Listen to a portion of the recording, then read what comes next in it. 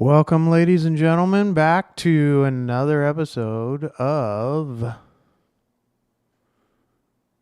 us attempting to. Today we are going to be attempting to make it to the moon with the rover again.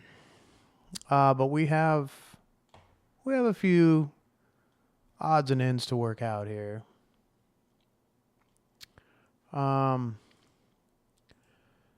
So just sit tight and we will get it cracking. And we're getting it cracking right now. We're getting it cracking as we speak. Okay.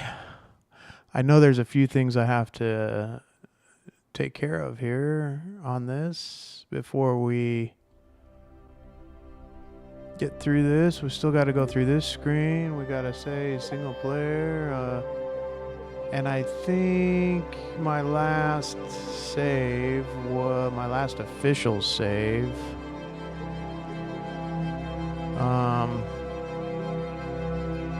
was right here. This is the last official save. So on our last attempt, if you go to my videos, you can see it. I posted it public so that everybody can have a chance to take a look. But it didn't go so well. Didn't go so well. We thought we were in there. But I've had a whole day to think this over. A whole 24 hours. So I've decided what I'm going to do is I'm going to remove my module from this particular craft here. I'm going to, because I was trying to figure out how I could make this work. Because I need to work on this module by itself in its own workshop, basically. So I'm going to bring... I keep doing that. This has to go there. Okay, so I am going to bring this whole thing to center and figure out what this is over here. What is this?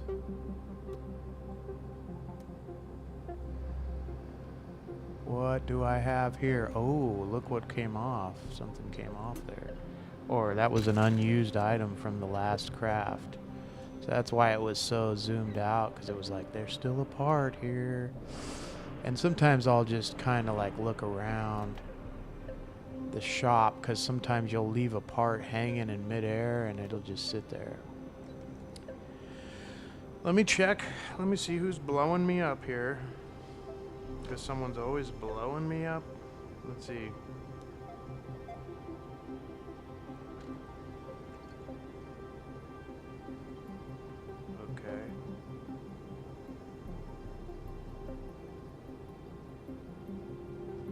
Okay.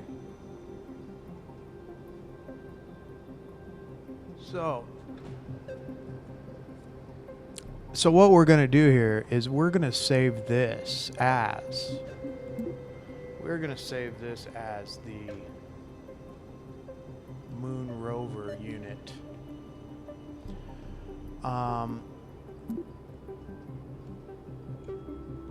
Rover related. We'll just do that vehicle name. Or since that's the vehicle name, because that's the workspace file name, we'll do Rover 1. Rover 1. And then bam. Now we should have that in our collection. So if I go to load something, here's Rover 1. I don't know how this one got in here. Rover Pod.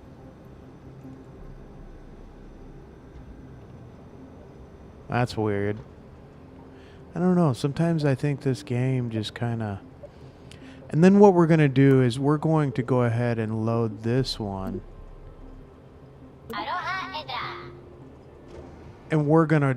Now we're going to delete Rover 1 from here. Let's make sure we got a clean... I should have my... Yep, okay. So now we're going to delete this rover. here, and we're gonna save this one as the fuel dragger that takes things to orbit, because that's what it really should be. And then when we complete our rover, we're gonna go back to it. This is it.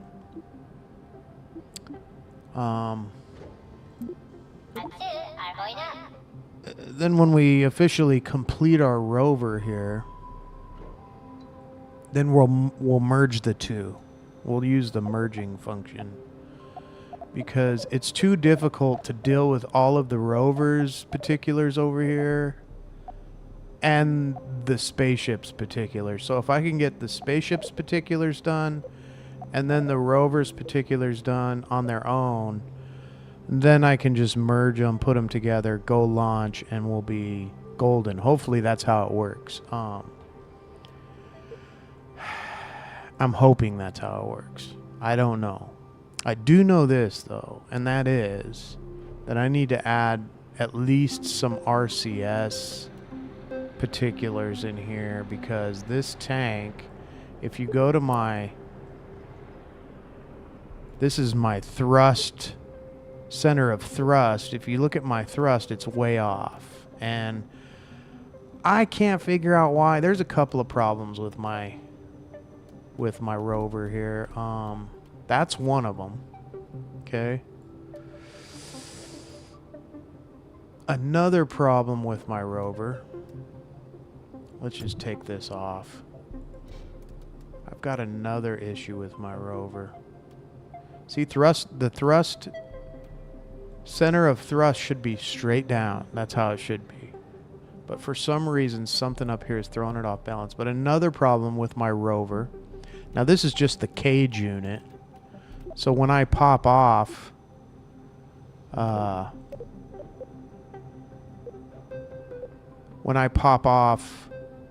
see, it's not showing this because it's not attached.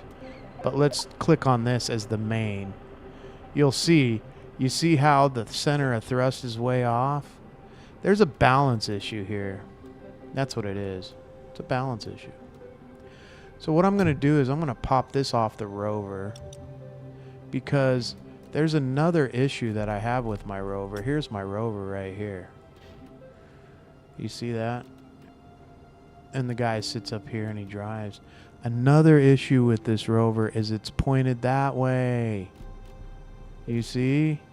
And I found out that when I'm landing on the moon, and if I hit prograde, or if I hit prograde or retrograde, it wants to face sideways instead of straight up and down. So I am going to twist this rover, not turn it, but twist it.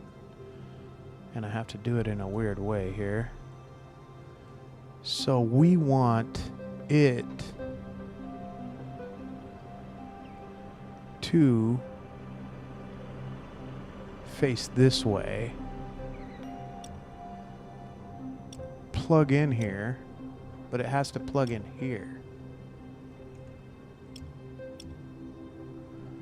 And that's kind of difficult to do.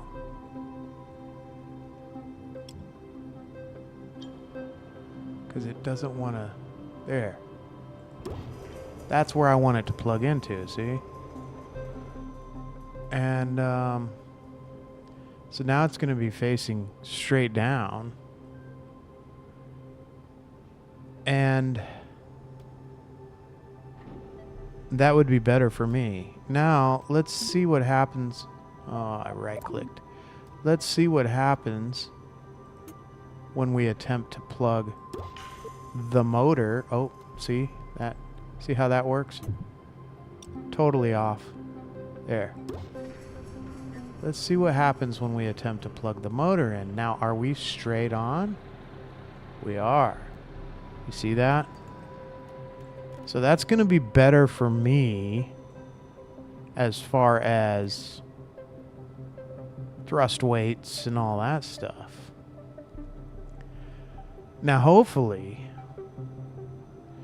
and this is kind of, you know what I think I'm going to do is I'm going to take this medium. I need to take this medium decoupler off here. I'm gonna put a small decoupler because I'm not trying to decouple the whole tank. I'm merely trying to decouple. See, I did it again.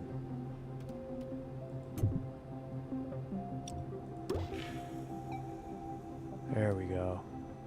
The thrust is centered. Yes. That's exactly what we want. I'm telling you guys, this has been quite the experience here. Let's remove these parachutes because these parachutes are really just worthless. They're worthless.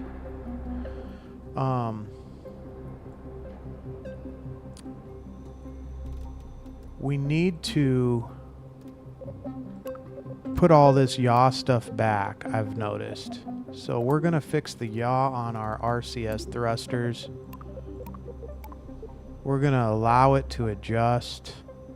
We want the thrust to be disabled at this moment, though. Let's make sure this one is. Yes. Let's make sure this one's disabled.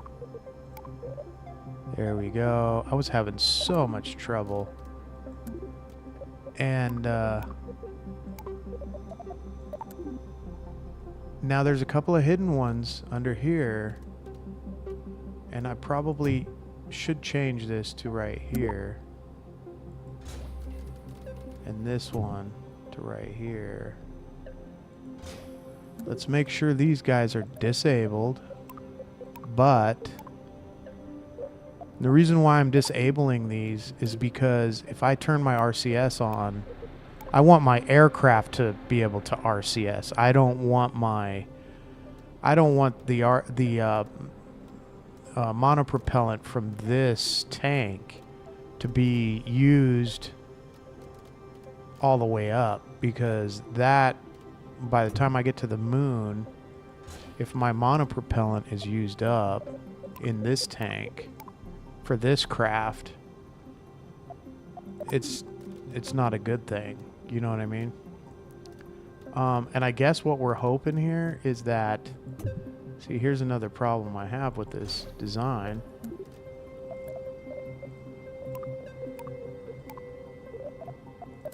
With this design, what's going to happen is I'm going to pop this tank off so that I can land on the moon with this. And this unit is supposed to land safely on the moon. And then what's going to happen is this cage is going to be on the ground, of course.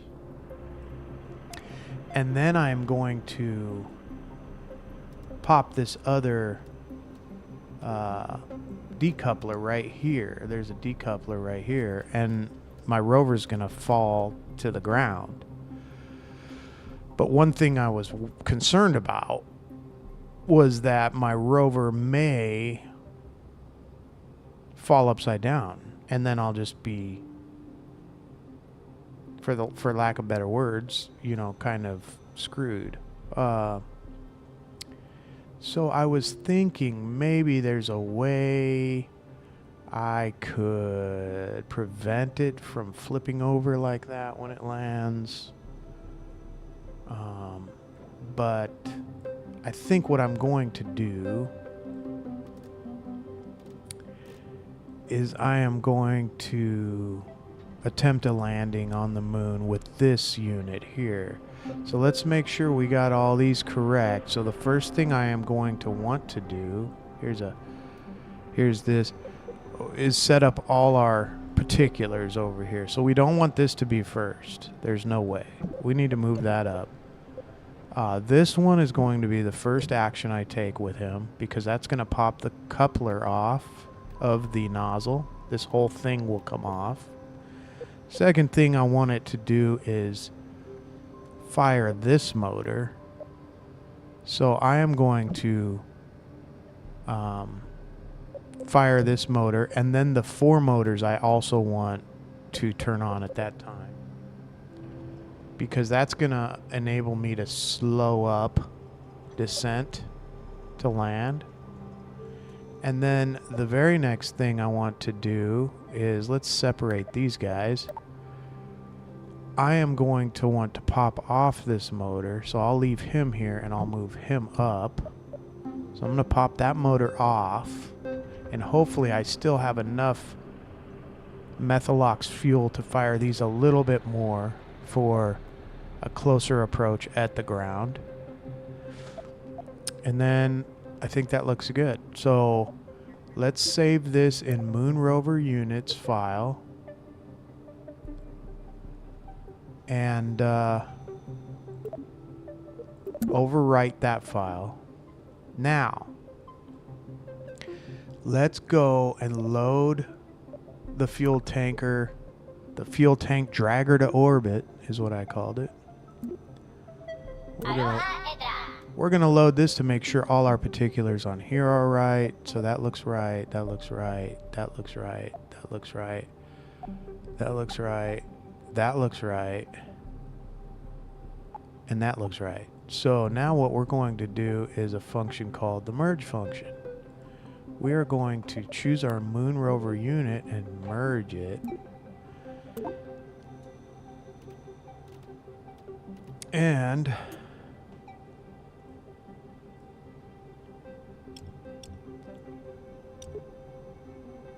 place it right on the top there.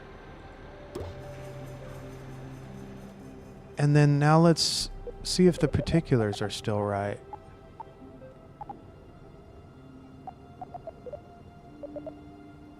So yeah, so see, now this is this is a problem I have here. I have a big problem with this game doing this.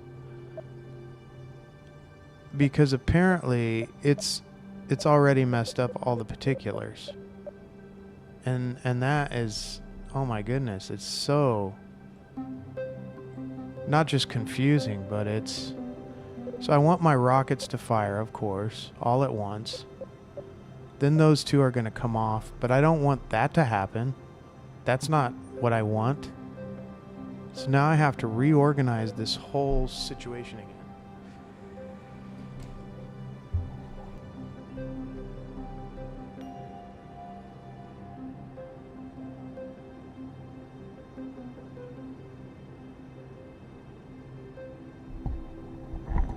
I had you muted.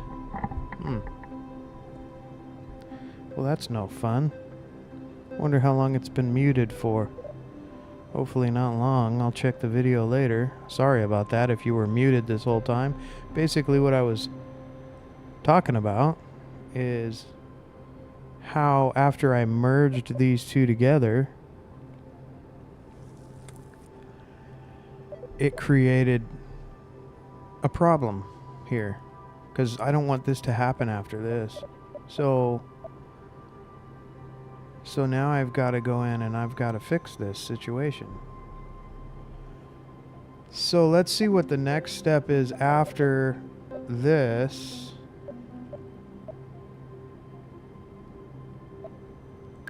After that scenario plays out,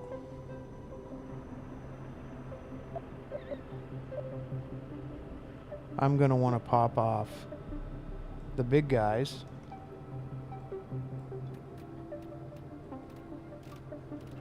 So these are going to have to fly off. And that's what I want there. Then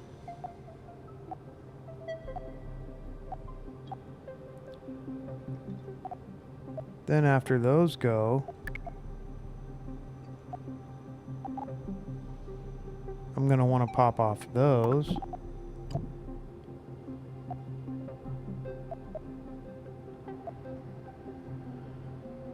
And then after those go,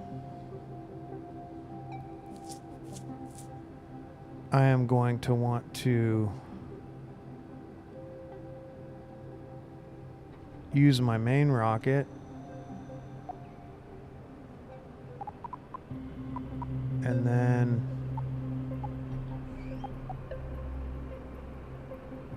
after I use my main rocket, I'm going to want him to go off. And he's in here somewhere. There he is. So those are gonna go. Those are gonna go. Those are gonna go. And then the main rocket is gonna go, which is right here. Then I'm gonna have to pop off the main rocket. Or actually, I'm going to engage this guy because I'm going to come off the main rocket and engage my jets. I don't even really want this to come off until after. And then after that, for him at least,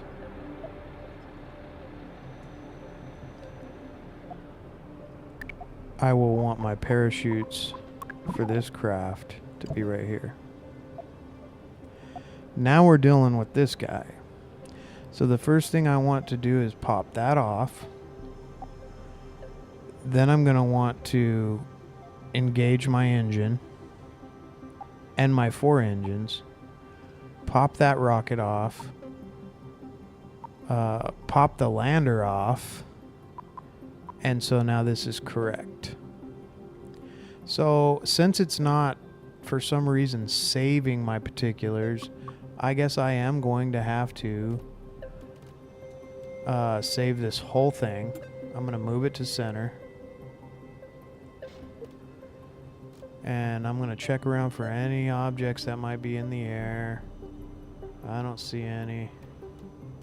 Sometimes you get a little something in there, in the air. And I'm going to save this as the Moon Rover no, wait. I am going to save this as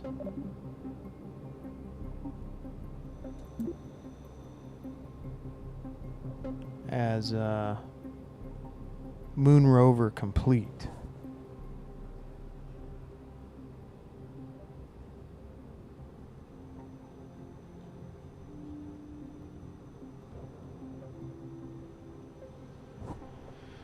That way we can just come back to it later. And we're going to launch this. Let's choose our astronauts real quick. So Obzar is there.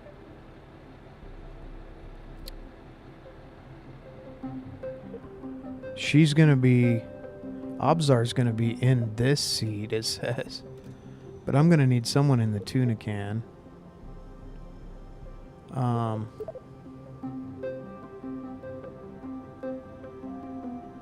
only got 3, 6, 9, 10. I've only got 10. So I'm going to put him in the tuna can. Obzar is going to be in this unit.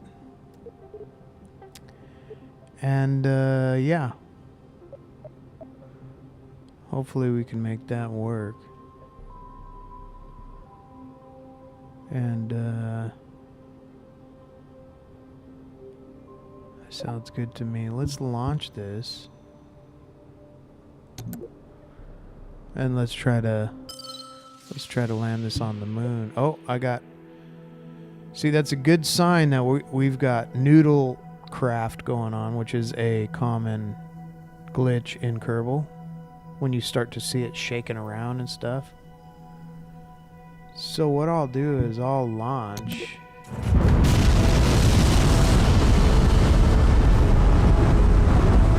Yeah, I've got noodle craft for sure. You see it shaking around? So what I'm going to do is I'm going to revert to launch because this usually fixes noodle craft glitch.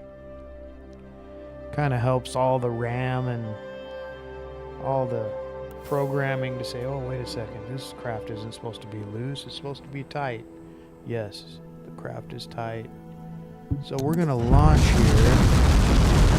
I always click on the up arrow at the beginning just so it knows I want it to go up.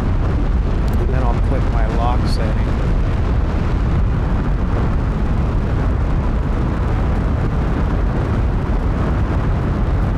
And we are going to get our controls ready because we're going to have to kick off stage 1 right now. Stage 1 is falling to the ground. Those were just 8 little helper boosters. I think they were the little thumpers or something. I don't know what they call those. I have 4 more Clydesdale boosters right here. These are these guys on the corners. And those Clydesdale boosters are going to assist me in getting up even higher. We want to watch our AP because I noticed lately I've been going a little too high. And kind of feel like that's kind of like wasting fuel to just go up too high. But I got to be careful because if I angle this too much, I'm so heavy up here that it just wants to fall if it's below 30,000 feet. So as you can see, I'm already going to reach 75,000. So I angle a little more here just to get an orbit going. And kind of got to twist a little bit because I'm twisting off a little. Okay, now it's time to kick those off. That was clean. Okay. And now we are really up there. Look at that, 155 already on our AP. So let's try to boost over because we don't want to go that high really. It's kind of just a waste of fuel. So we're going to go totally horizontal to the situation. Try to kick our speed up here. And let's go ahead and choose our targets while we're at it. We want to target the moon, of course. And let's get back to our scenario here. I'll just focus on Kerbin here. So I'm pretty satisfied with that right there. Let's stop our engines and we'll go up to the prograde. We'll go up to our AP here. And we'll allow our nav ball to sink in with the prograde here. It's going to be moving slowly because I got a giant aircraft here, or a giant spacecraft. Keep calling it an aircraft. Let's make sure that we are not cross-feeding fuel from that unit because I don't want to use up his fuel. I'll check his. You even got to check these decouplers too to make sure they're not cross-feeding. So that's his, that's mine. No cross-feed going on. You see the fuel cross-feed right here. If I turn that on, then we'll cross-feed fuel. So now I'm at my AP, so I'm going to go ahead and jet the guns. Let's get sideways.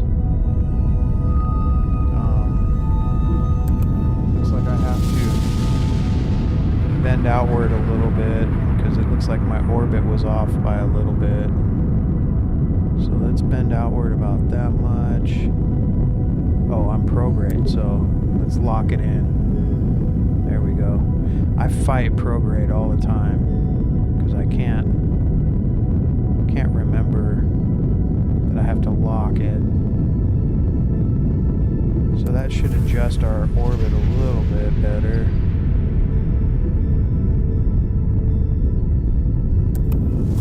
Let's even go back a little further because we really drifted off course there on that orbit.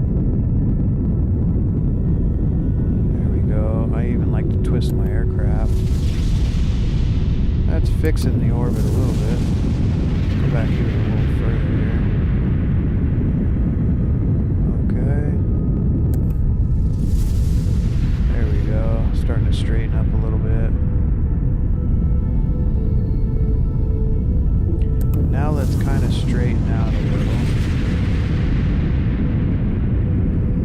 And I'm about to kick off my last stage here before we decide to go towards the moon. Last stage is off. going. And let's just kick it off there. I'm at 121. Let's see where our moon is. Our moon is over here. So we're going to want to be around about right here to make our maneuver. So let's do a maneuver plan here. And we're going to want to go prograde there. So let's see if we can make contact with the moon. We've got a 5.6 degree offset going on.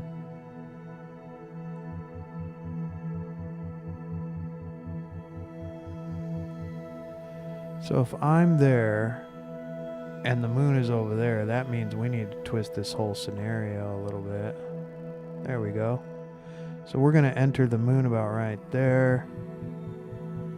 We're going to go prograde a little bit more so we can get a little bit more in there.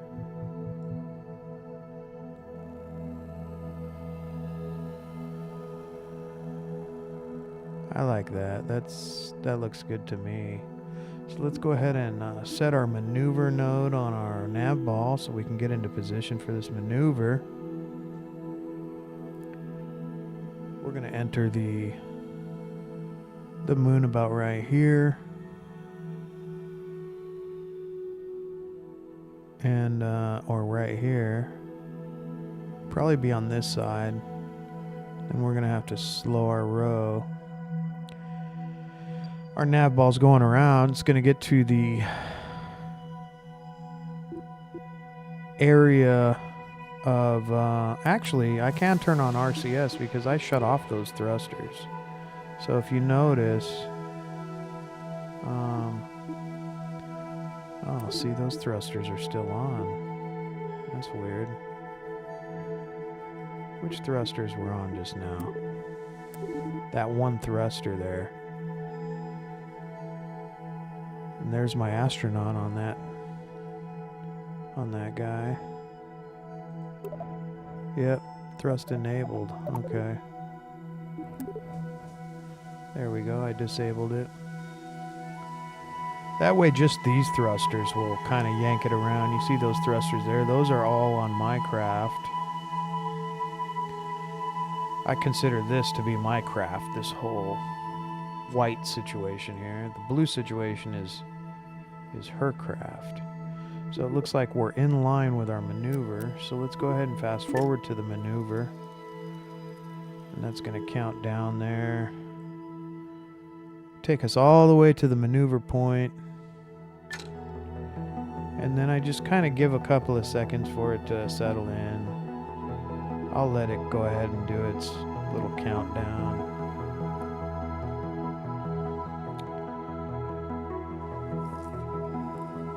And then we're going to spend 652 of our fuels here. I've got 2,059, so I've got plenty. I'm going to be burning for 59 whole seconds here. In about 3, 2, 1, and go.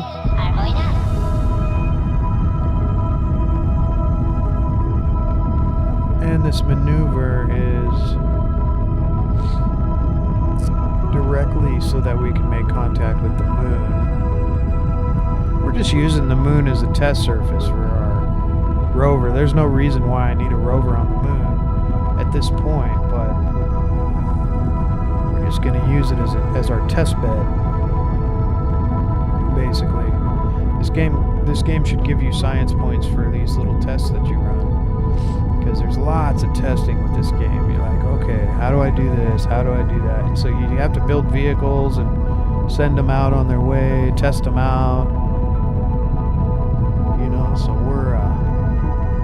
funny, I took my glasses off. Okay, 9, 8, 7, 6, 5, 4, 3, 2, 1, stop. And we should be making contact with the moon now. And without looking, I'm just going to go ahead and warp to it so I can kind of go through this and watch it happen in real time. I can take this off now. And shoot, we could even watch this in full view. So we're going towards the moon. Look at that. The moon's going to start getting bigger.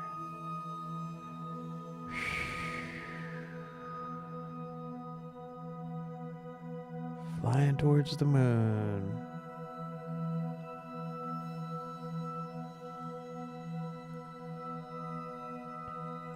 We have left Earth. Earth is just beginning to turn into a marble. And we are flying towards the moon.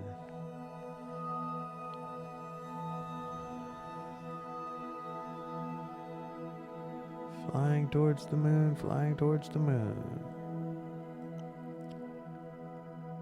And I've got my warp speed on a little low. Let's go a little faster. Here we are.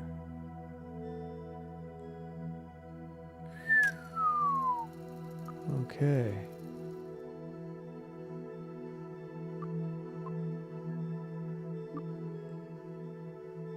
And I've got to twist this in a little so we can... We're kind of maxed out on that side, so I'm going to go down here so I can center the moon better. It's another thing I don't like about this. You get maxed out when you're... Oh. So now I'm in the moon's sphere of influence. You can tell that by how he reacted just now. Let's make sure here. Yep, there I am. I'm in the sphere of influence, and we did come in on this side, so now we're going to have to retrograde, and that's just so we can do reverse thrusters and slow our momentum so that we can actually create a orbit. And I like to do that around the AP or the PE. So I'm just going to fast forward till we get closer to that PE there. And I'll give it a little bit of time because I still have to get retrograded here. And you can see my RCS thrusters are assisting me here because I've got such a big heavy craft.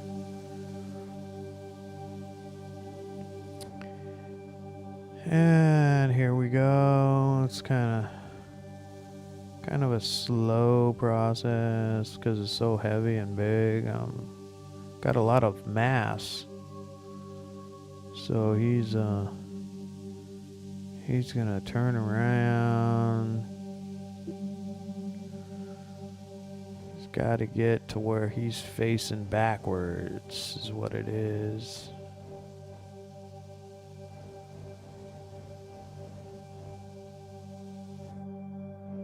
There we go. We're getting there. We are getting there. It's amazing how this game is able to figure out, like when I put my little RCS thrusters, this is one of them here. This is one of them, see? And I've got them set for particular, like I've got it to go dorsal and ventral and also pitch, but I took off the other ones because I didn't want it to constantly be firing to adjust my ship situation. So there we are, guys. We're retrograde. Now we're going to fire our motors so we can slow this craft down. And I've kind of learned that when we get down to about 250, we need to start slowing it up because it can be kind of touchy once you get to orbital speed around the moon. So here I am at 250, you see there. So you just want to keep going. You get a bunch of flashy flashes on the screen because it's changing its orbit. It's saying, oh, you're going to exit here, you're going to exit here. But you just got to keep going. Lots of stuff is going on calculation-wise in the brain of this game here. But I'm slowing up. I'm at 215 meters per second. About to form an orbit. And there we go. So since we are landing this thing on the moon, we need to close in let's focus on the moon here. Close in till we get a landing spot. We're basically closing our orbit so far that we're going to touch the moon, and there it is. And since we are 1,522 kilometers from the moon, this is where Valentina is right here. This is Valentina's craft. By that time that I get over and land here, the rotation of the moon is going to come around. So I'm thinking maybe she's going to be, probably around in this region, right about here. So let's just shoot for that. Now we are going to do our maneuver, but first, before we do that, I want to prograde everything because I want to point it at the situation. Not away from the situation, but at the situation, so that it's already pointed there, it's ready to go, and we can perform this maneuver. This is our experimental maneuver, as usual. So here we go. He's coming around. I got my RCS motors kicking on. Did a good flip there. I like that. See, hypothetically, what we would want from this situation is to be able to kick this craft off on its mission to the moon, turn this craft around, and go back to Earth so that we're safe. We did our mission. But what I've been doing lately is I've been kicking this craft off and then orbiting this around the moon so that she can be a support craft, per se. She can be there for support, and she would just be orbiting. That way, hypothetically, if this astronaut was like, Commander 1, we need assistance in getting this thing or that thing off the moon, and maybe I could land and pick her up and then take her home. Who knows? But now that we're in position, we are going to go ahead and undock this craft from that craft. And anytime you want to control a craft after you undock, you want to choose its dock. For example, if I chose this dock here and decoupled, I would be controlling this craft. So I'm just undocking from here.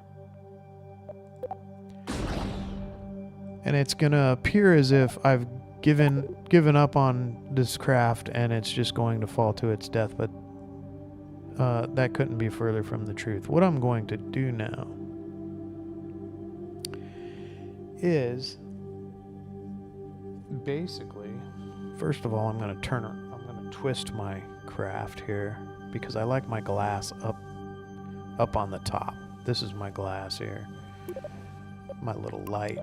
Turn it on here so we can see. And for giggles, I'll open my solar panels because I need to collect some solar sun power to charge my batteries up here. See, my batteries were starting to drain my craft. Then what I'm going to do is I'm going to just raise up a little bit so that not only am I out of its flight path, but that I can create a new orbit, especially because I am close to prograde. And then I am going to fire my engines again.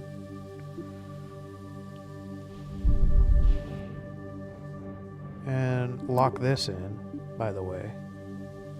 See, I forgot to do it again. So I'm going to raise up again a little bit, because I don't want to be on that direct path anymore. And let's go ahead and make sure we get a good orbit going around the moon, just to keep her safe. That's what we want. And it doesn't have to be a big orbit, just a small orbit. There. That ensures she's safe. She's out of harm. She's going to be coming around the moon Maybe honking her horn as she passes, because she's going to be really low to the moon here. And there's no atmosphere on the moon, so it doesn't matter how low you get to the moon. You can graze the moon probably and still keep on an orbit. Because there's not really an atmosphere to slow your craft down. Now, if this had been the Earth, or Kerbin, let's see how close she's gonna get here. Oh yeah, she's gonna be able to taste dust. So, now what we want to do is, this is our rover's path here. We're going to want to switch to our rover. So, our rover, I think, is this one. Default name 44. The first thing I'm going to do with my rover here is just that. I'm going to pop off this cap. The second thing I want to do is initiate these motors, because they're not initiated yet. So that turns them on. That gets them ready to go. As you can see, I can fire them. And what I'm going to do is I want to retrograde. Let's see if we can turn this craft to retro. And then, of course, we want to turn on all of our thrusters. So we're going to start with this one. We'll turn it on. Let me turn RCS off for now. We'll turn this on. Turn this on. Turn this on. Turn this on. This on. You don't want to miss one, because this one, and that should be it. If you miss one, it's gonna throw everything off, because it needs to be kind of well balanced. Let's make sure I got these guys on. Oh, that's on. That's on. So they're all on now. And as you can see, even though I've retrograded, it's just spinning aimlessly. Well, that's because I've turned RCS off. And that's fine. But if you turn RCS on, it will fix itself. So retrograde is going to... It's going to get into the retrograde position here. And there's my astronaut. There she is. In all her glory. She's ready. She's like, I'm rocking on this experiment here. She is so ready. And I'll just lock it in there for now. And turn off RCS so we don't waste it all. Because as you can see, I've already used quite a bit already. And I need it to be on, you know... I need it to be on spot when we get near. So, without further ado, let's warp this up there. And come down from the heights. As we do, we're going to speed up. We're going to... Oh. There we go. Oh, I can't tell you how many craft I've crashed on the moon. Or crashed on anything, really. So, we're at 100,000 here. 75,000. Let's go a little closer. Okay. This is where it gets real, guys. This is where it gets super real. So I'm good with starting here. I turned on my RCS. Let's retrograde.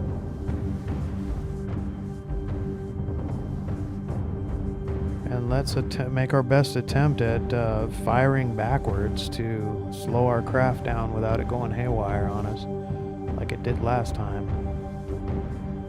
We've also got to kick that engine off at some point.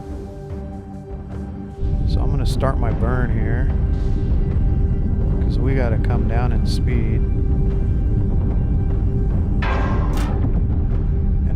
that fuel. So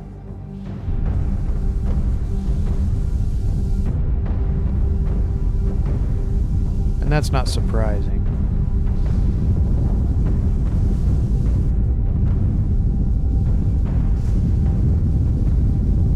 I'm at 5,000 feet and 430 meters per second, so I need to kind of jet them. I like to kind of coincide the feet with the speed.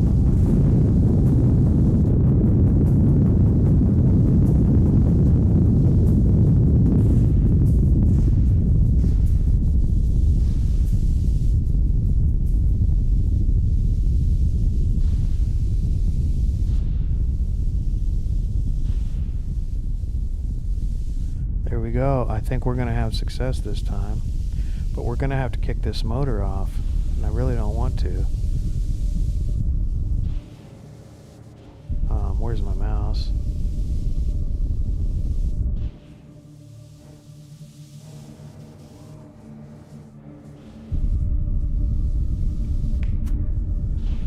I'm going to pop that off. Oh, whoops. I made a drastic error. I lit this engine and I kept going.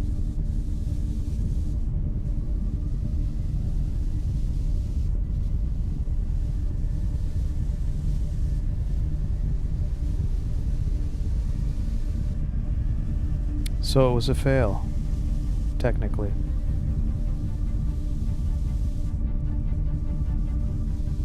And the fuel on it, I don't know how much fuel it has left, but it's still going.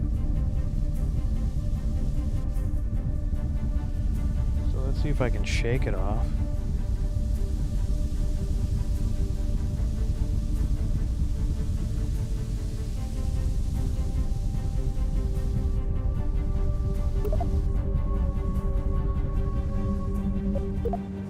Oh, there. Deactivate and leave.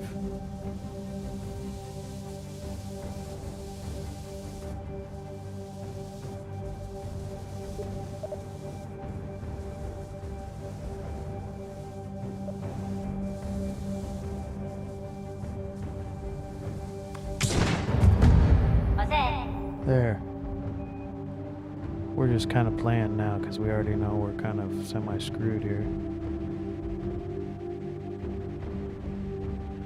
And what I'm going to do now is I'm going to add these rockets here.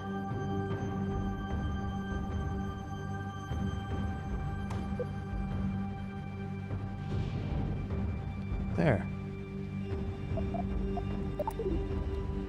Let's see if I can save myself.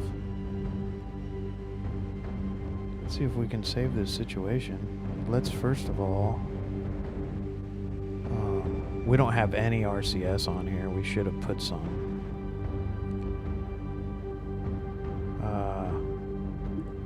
But maybe I can get it to retrograde. Maybe she can yank it. I don't have a decent situation to do so. We're gonna reverse this whole scenario anyway.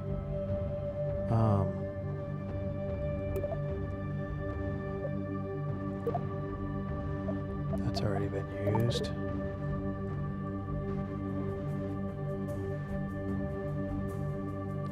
She's going 87. That's enough to kill everything. So maybe I can jet sideways? I don't know. I'm trying to pull back on the pullbacker, but you can see my wheels are just moving. Maybe I'll just jet forward real fast with my wheels, have them rolling at the same time. Here we go.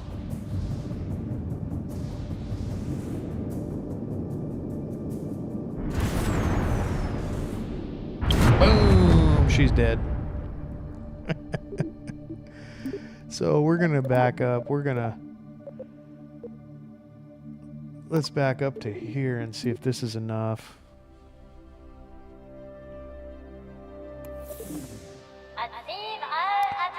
Oh, okay. So cool. So this is enough. I I think, though, that what I'm going to do is I'm going to...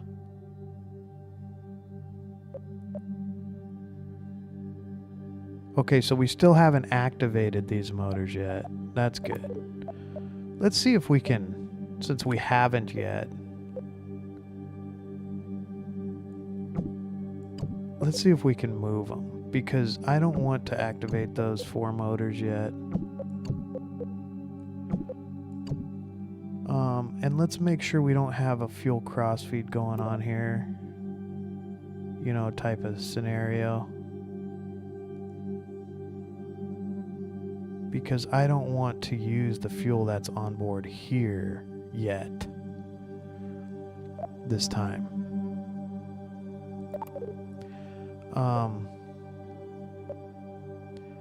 We're gonna try this again.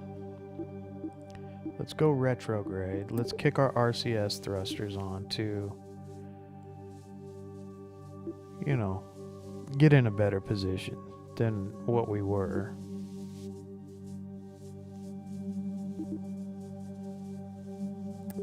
Okay. Let's fast forward a little bit, like we did, but this time let's be a little bit more cautious. Let's get down to about 80 something, I guess. Now we're gonna want to kick off.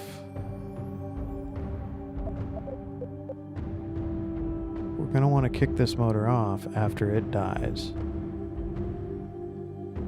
which kind of, in a strange way, I think maybe I have too much fuel on this because it didn't seem to want to die. So maybe what we should do first is we should swap these.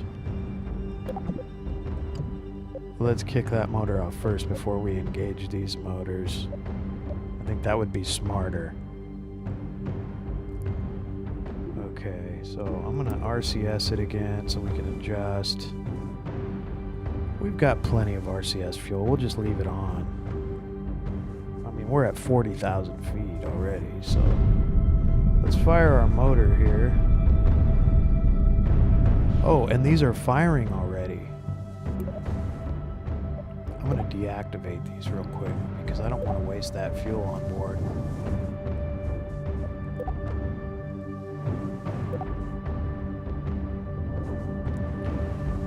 And let's put these back up here. There we go. Okay, I'm losing valuable time. I'm at 25,000. I need to get this thing slowed down. So I'm full thrusters right now. We're down to 18,000 meters. We're doing pretty good. I'm just going to slow down my thruster a little bit.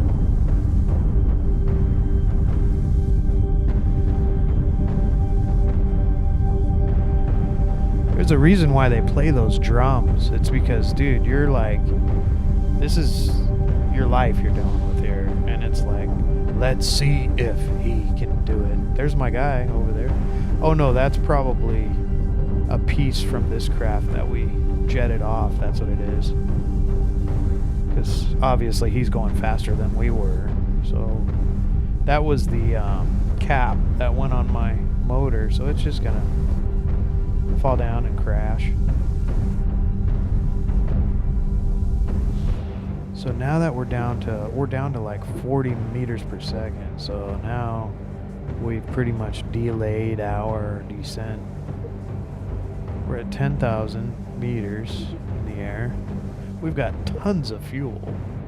Absolutely tons of fuel. What we could even do is we could fuel cross-feed this. Activate these guys.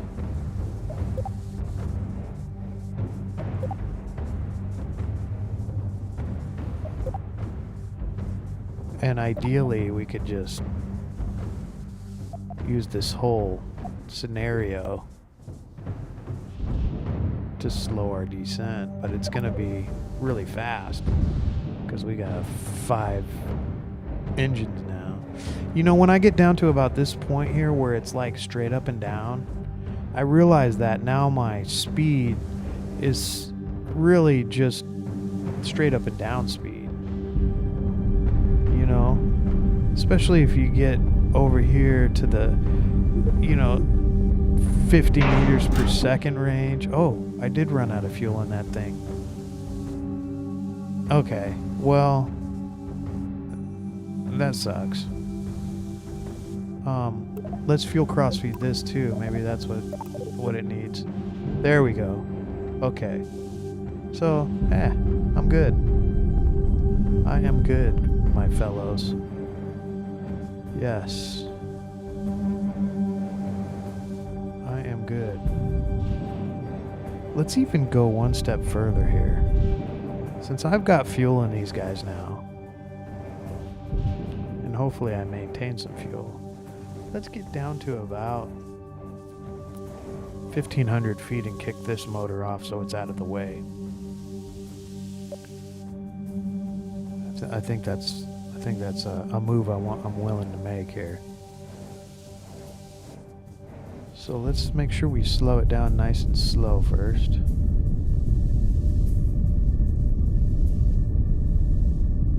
$50,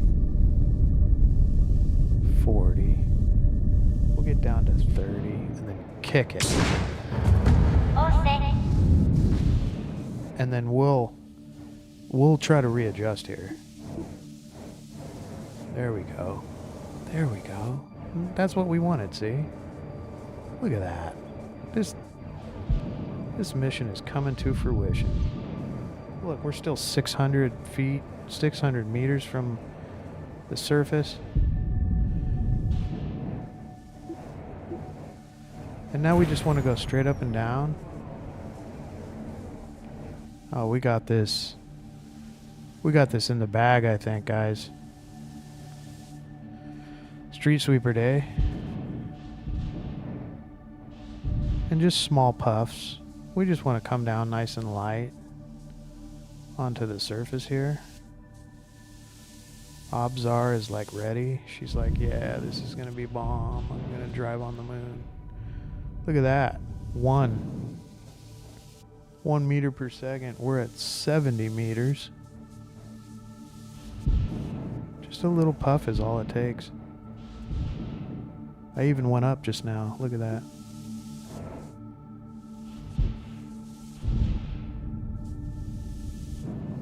I gotta remember to shut off my engines, man. Oh! Oh, that was not good. That was not a good idea. No. Let's kind of readjust because I'm moving.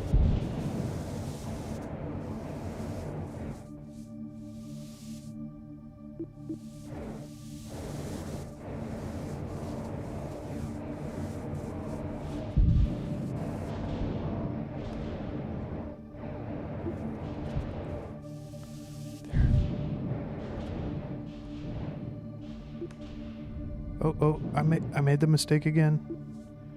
Okay, I'm coming down. Puff, puff. Pass. There we are. We did it. Shut off RCS. Oh my goodness. We actually did it. Now, if I can fall and fall correctly, hypothetically, I should scoot over. I am on a hill, I think. So let's try to pop it. Oh, I didn't really... Oh, I am falling. Uh-oh. Okay, so maybe what I'll do is force my craft over. Oh. Let's do this. Let's get my rockets for this craft and engage them. And let's just kind of pop them a little bit so we can get out of this cage. Let's wait till she leans over. There we go. Keep going. Oh, we did it. We did did it. Oh, and we're driving, dude. Oh, but it's hard to drive because there's no gravity. Oh, bro, we did it, bro. We actually, dude, we built this whole thing, dude. Wheel by wheel, solar panel by solar panel. And it runs off of solar, so we got endless amounts.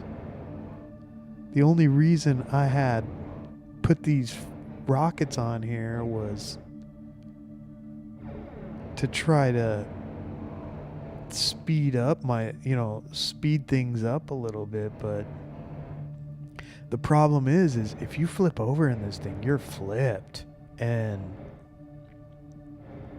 so I'm going to have to be careful as I drive, which kind of bites. I'm going to try to come to a stop here. Wow. We did it. We're on the moon. Bro. This is amazing. I mean, I know you guys are probably like, oh, what's the big deal? But this wasn't the easiest thing to do. Now let's see if we can go and see Valentina. Where are we at? So here's my orbiting craft here. Here's me, and here's Valentina.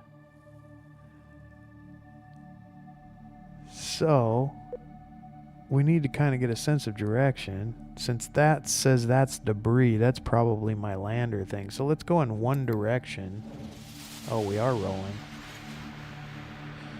Let's go in one direction and see if we can get a judgment of what direction we're going in. I know that this is obviously the compass here.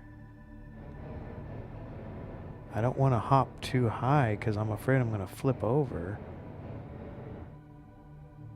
See, I don't even think I'm on the ground. Look at that.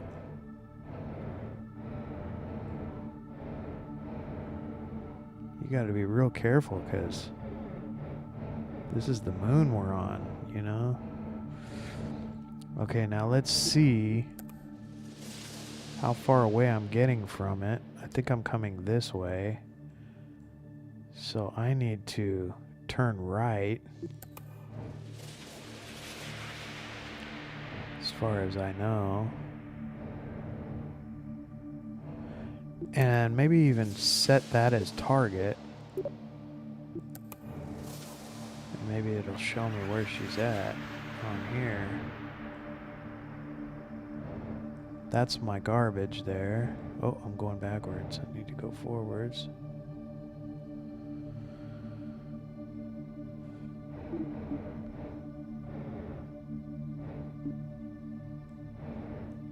I'm doing a wheelie. Let me back up the wheels. Maybe I'll fall back down here. I don't know about this. If you go too fast uphill, you start to do a wheelie because of your weight distribution probably. Oh, see, I can't even turn because I'm not touching the ground. Boy, I gotta get over this hill. Let's get over this hill here. I should have put the big wheels on. Oh, I'm gonna need the assistance of my rocket jets here. Hopefully I don't need the assistance of these too much because I don't have a whole lot of fuel. Oh, no, don't flip over. Oh, and that, ladies and gentlemen, is how it ends.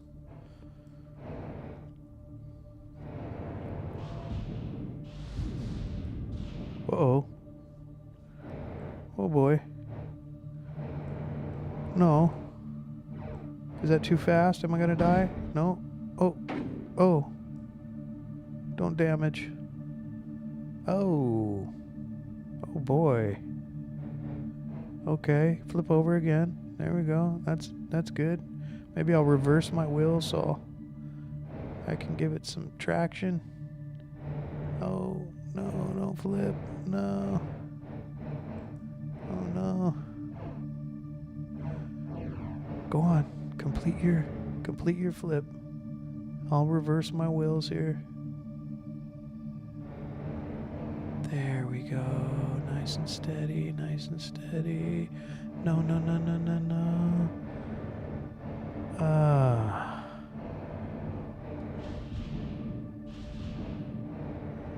There, I gave it some jets so it could flip one more complete turn around. Let's try to forward the wheels.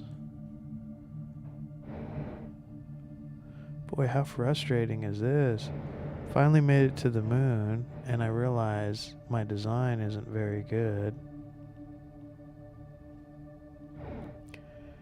Come on, sweet baby, let's come around. There you go. We're on the moon. You can flip. You can... Well, you need some help? There you go.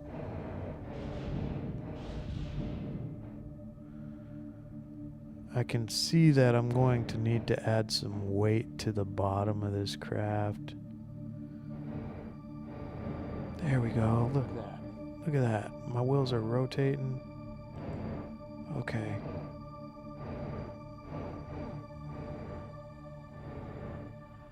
Oh, man.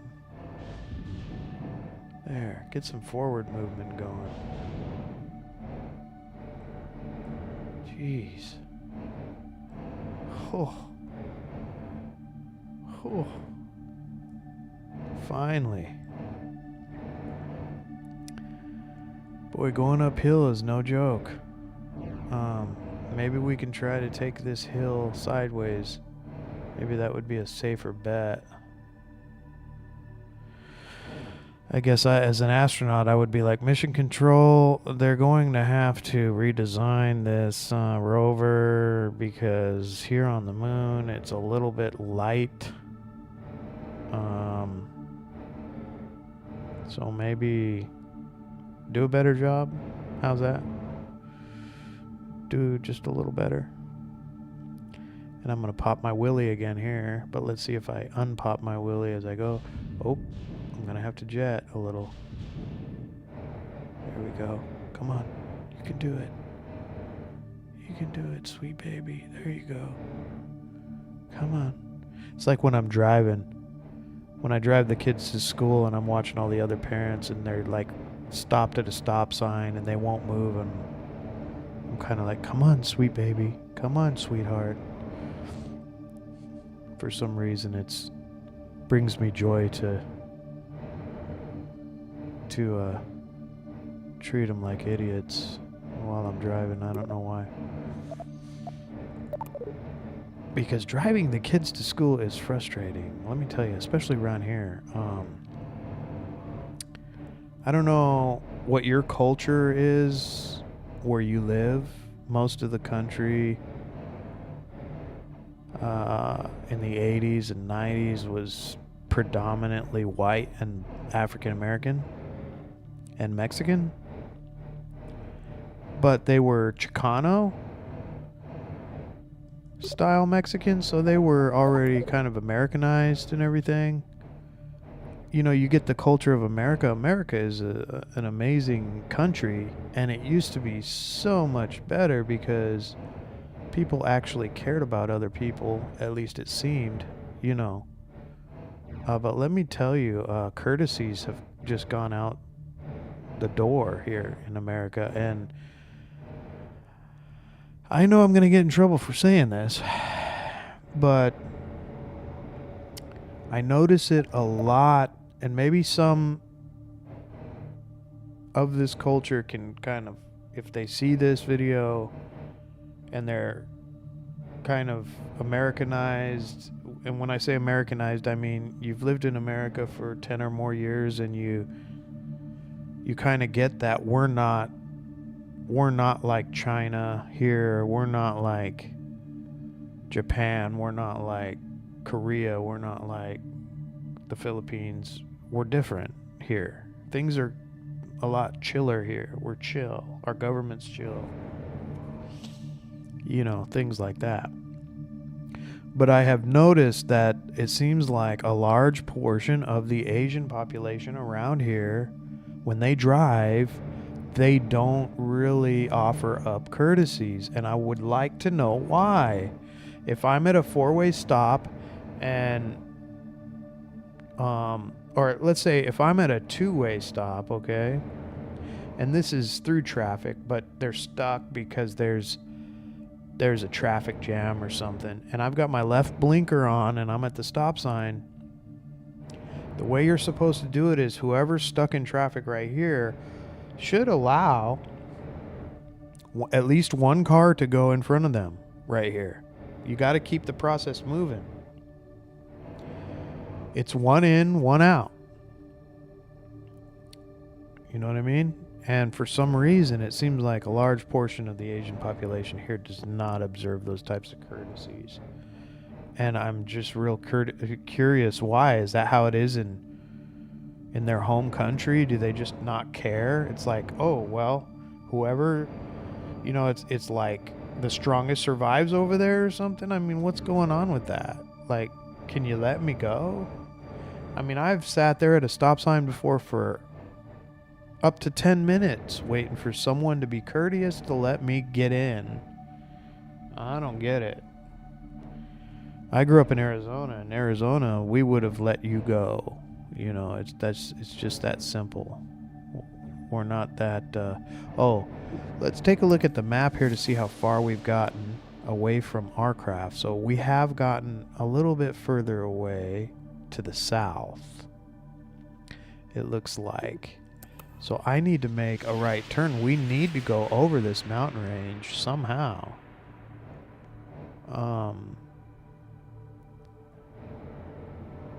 We got this rover going here. And apparently the rover wheels, the motors aren't powerful enough to climb these mountains. So I'm going to use engines. Oh! Well, that wasn't good. That wasn't good. That wasn't good. Let's start here and see what happens here.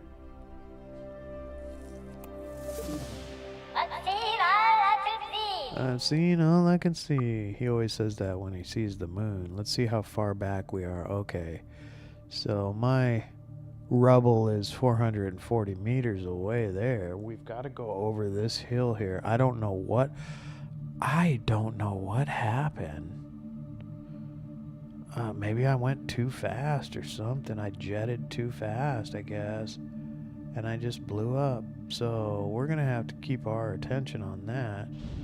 Let's just go about that fast. Oh, we don't want to turn around. No. Boy, this would be really frustrating as an astronaut. Like, man, this rover don't work, man. I mean, look at me. I'm floating. I don't even think the wheels are on the ground here. Like, what is going on here? I'm trying to get over that thing. I mean, I could just take the easy route, go that way, but I'm not getting closer to my girl Valentina.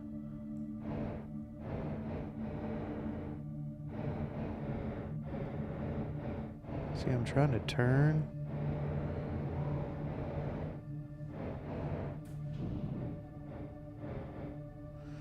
Shoot, I might just have to just do the good old flip around until we get there. But this doesn't help when I start going backwards again. Let's turn around here. I think I'm going to have to widen the wheelbase on this. Make it heavier. Widen the wheelbase. Because this is crap. Man, my rover's crap, dude. I'm trying to turn here. Now I'm going this way. I'm doing a wheelie the whole way. Oh, there we go. It decided to settle down a little. Okay. Whoa, now I'm doing some tricks. Now I'm going to jet up. Let's just get the heck out of here. There we go.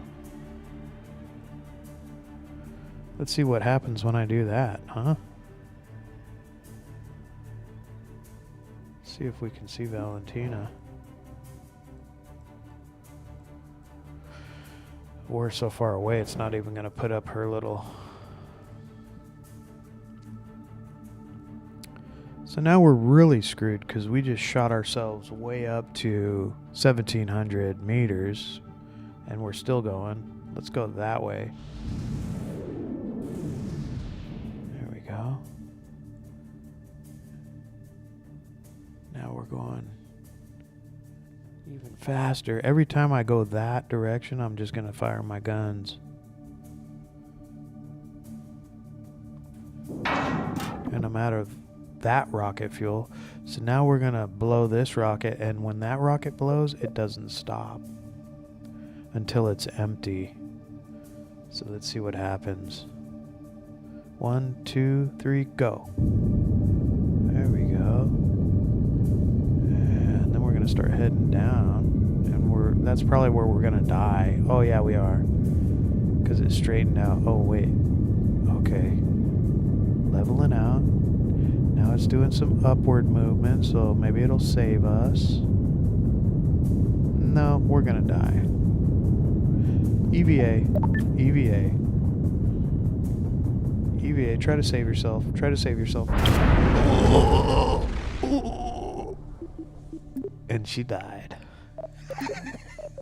Okay, I'm so thrilled with this scenario. Because our situation actually worked, but I want to go back to the VAB. So I've just rewound everything. I just now rewound everything to the start of this whole scenario. And I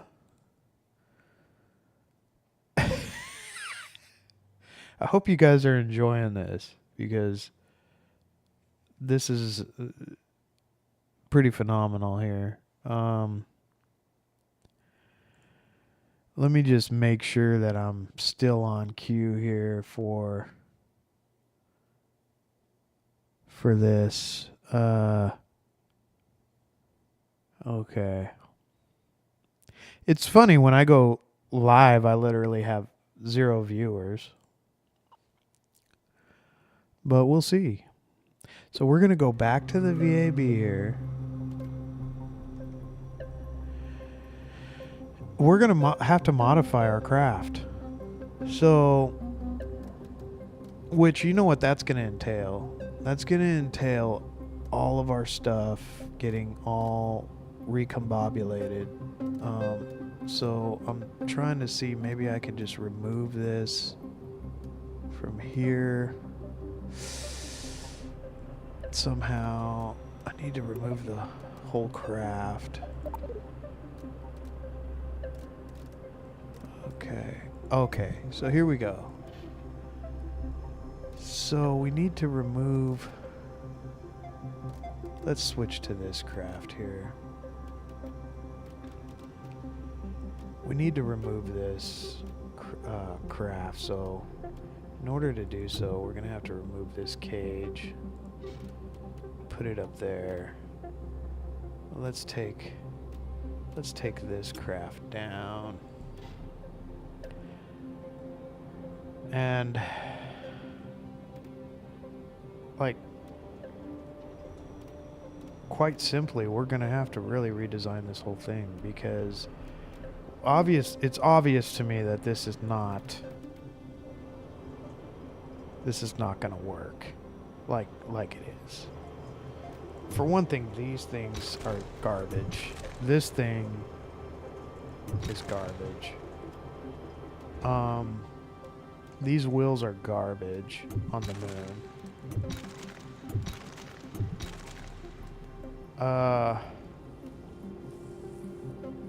This is our methalox.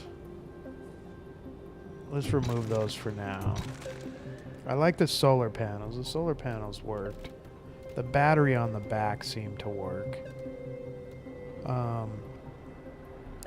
But I'm thinking, as far as weight distribution on this thing, I think we should put our battery on the bottom. So let's put 2 of these here. Just in case. Just in case we end up wanting to...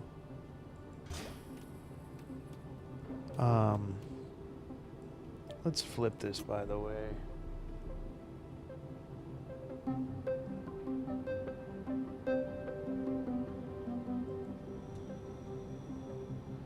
Let's flip this this way.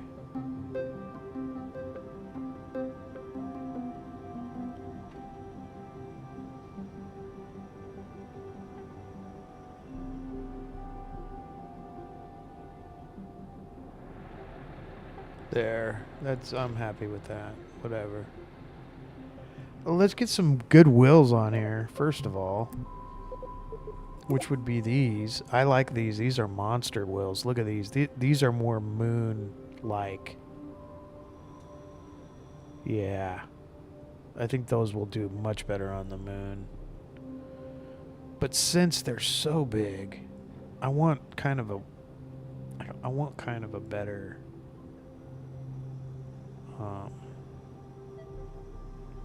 wheelbase for these.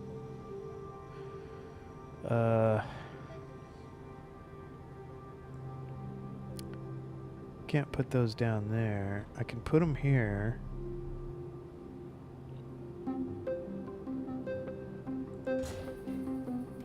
How does that look?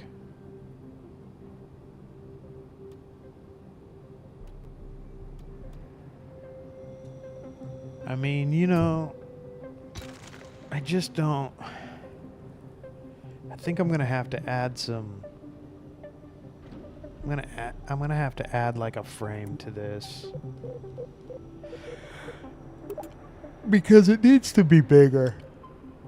It just does. The wheels...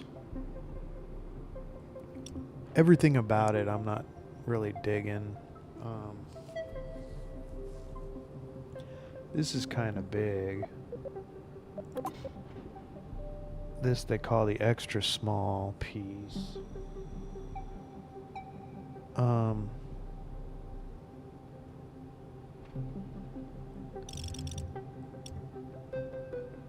And you really can't attach that sideways. Let's see how big this one is. This one's kind of big, but not too big.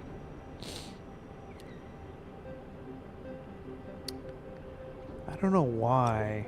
I don't know what this snap does, but I like to take it off. Let's go like this. I want to go sideways with it. Yeah. I want to go sideways, but I want to be like as if it's a bumper. But it doesn't look like it's going to let me do that for some reason. Why? Why can't I do that? So maybe what I need to do...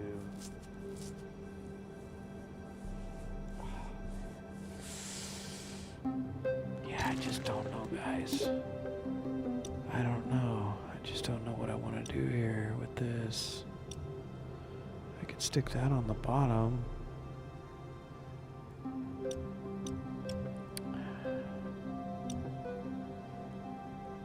I could stick it on the side. That adds an awful lot of beef to this. Like, maybe what I'll do is I'll do that. That.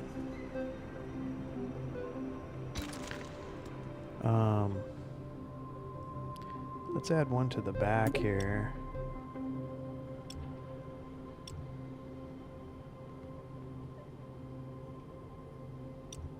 Like that.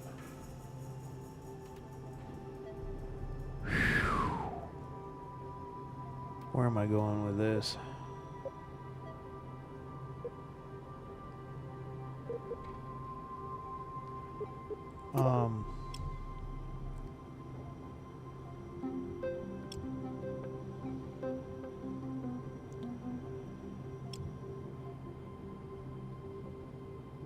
See, that's kind of what I wanted to do. I wanted to kind of put it sideways, but I wanted it to be kind of like even. Like even Steven. Right here. Oh, maybe that's how you do it.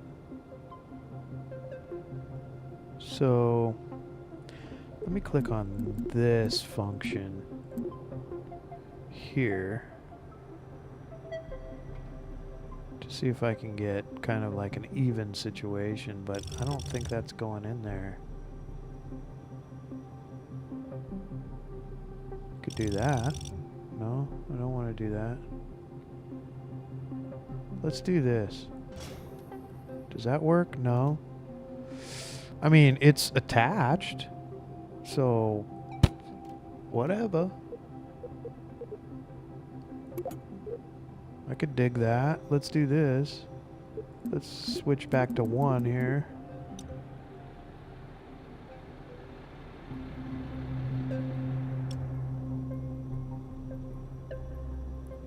Let's do that.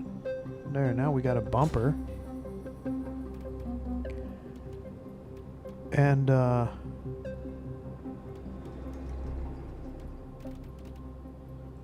let's attach some wheels here.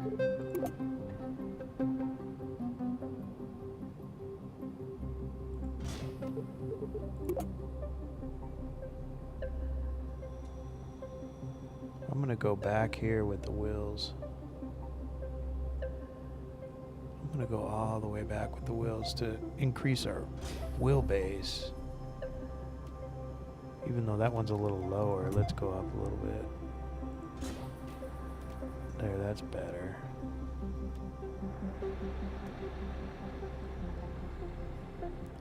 Let's kind of see where that wheel is. It's a little bit like right there.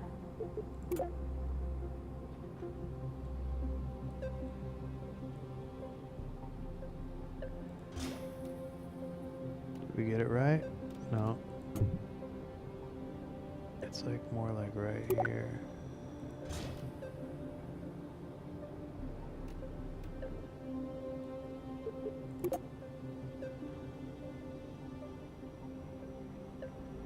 I think that noise that, I don't know what that noise is that I hear sometimes. It's like, doink!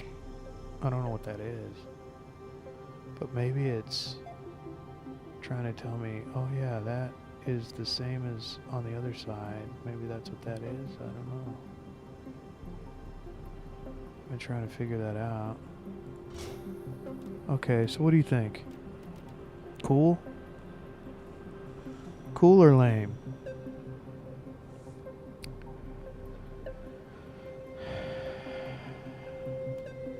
Definitely have a lot more space here to do more stuff. Like maybe, like what if I do pick up Valentina?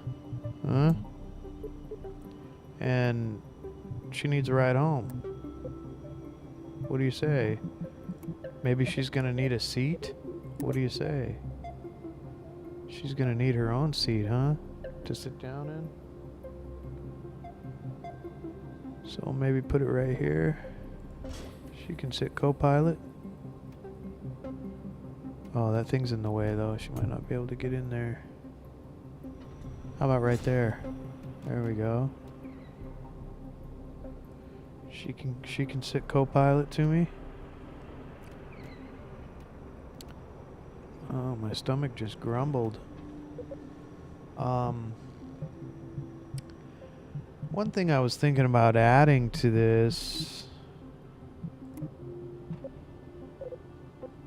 is a, what do you call those? Let's see, aerodynamics. It's not under aerodynamics. I'll show you what I'm talking about. It's a rechargeable battery, communication, no, science, environmental survey. Here it is, a stabilizer. So one thing I was thinking about adding to this is a stabilizer. Let's see what the stabilizer does. The SRW-125 uses several internal reaction wheels to generate enough torque to keep a medium-sized craft under control.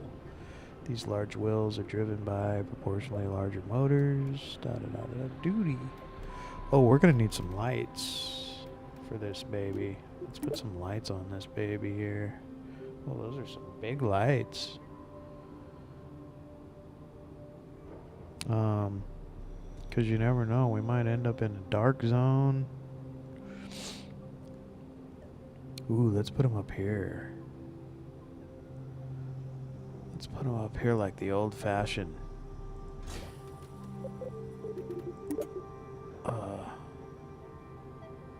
4x4 lights. And I'm having trouble finding. There we go. Kind of like it to be right. Focus straight ahead, but I guess it is good to be kind of at an angle because I want to see what's at the ground level. Maybe I could even power my solar panels with those lights. What do you say? What do you say? Oh, maybe we ought to, just for giggles, put one in the middle that is straight up and down. Let's try to get that one straight up and down here in the middle. Nope, that's back there.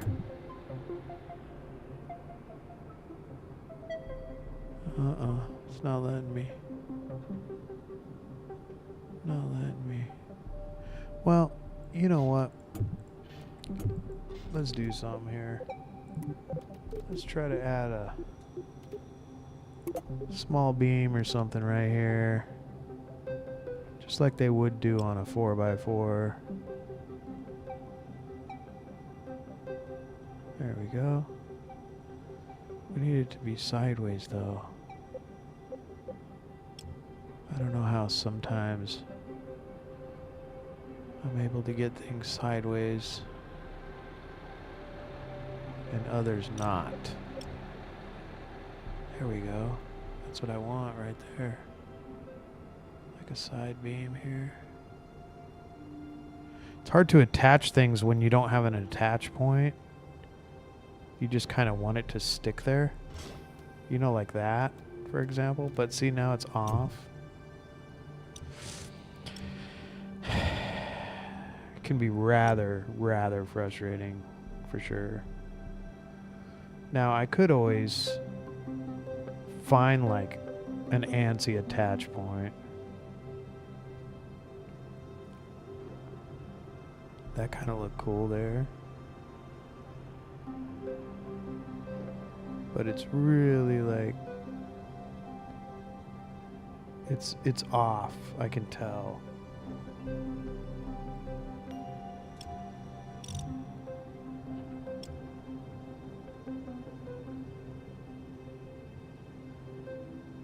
See, I would want it to be like right there, but attached. But even better, I can't do it. I can't do it.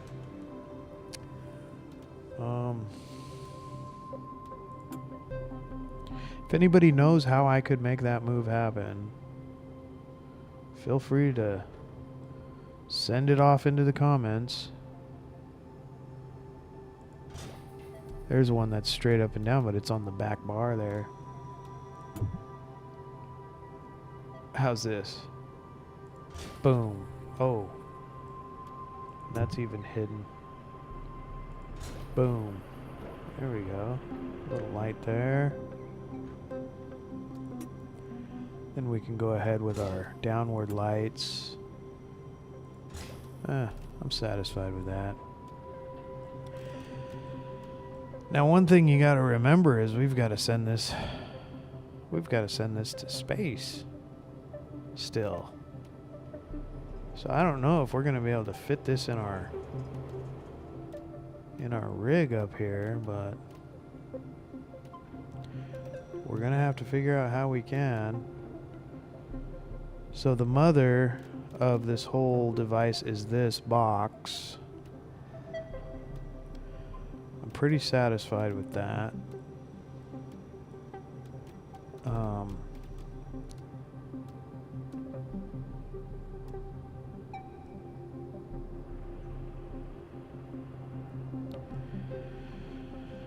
I'm trying to think what else could make this scenario better. I've got a seat for Valentina here if she wants to roll. Oh, fuel. Somehow, I need to figure out how I can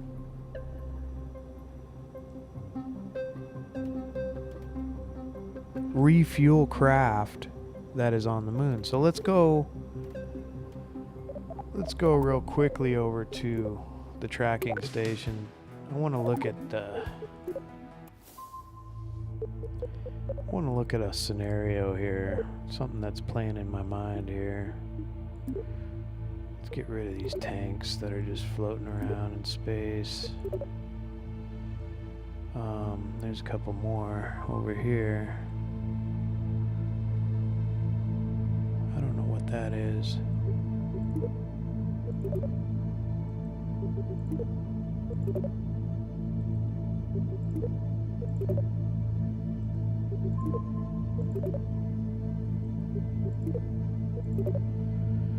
Just get rid of the space junk. But let's go over to here.